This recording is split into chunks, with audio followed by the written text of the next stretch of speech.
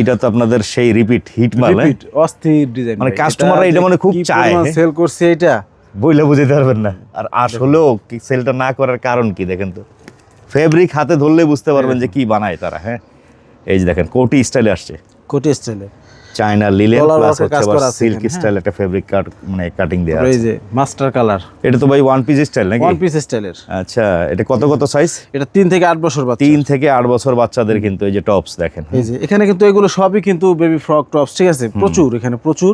একটু বড় আচ্ছা। বাচ্চাদেরটা দেখে এখানে কিন্তু আপনার এর থেকে বড় ফ্রকও আছে। এখানে আছে আপনার item ভাই? 7 থেকে 14 বছর বাচ্চার।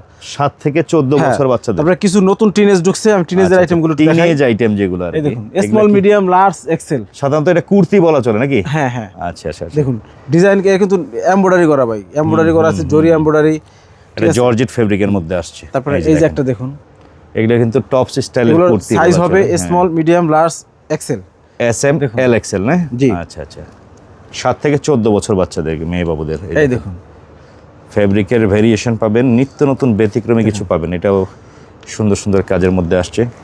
এটা পুরো পাকিস্তানি গেটআপের ভিতরে আসছে ভাইয়া।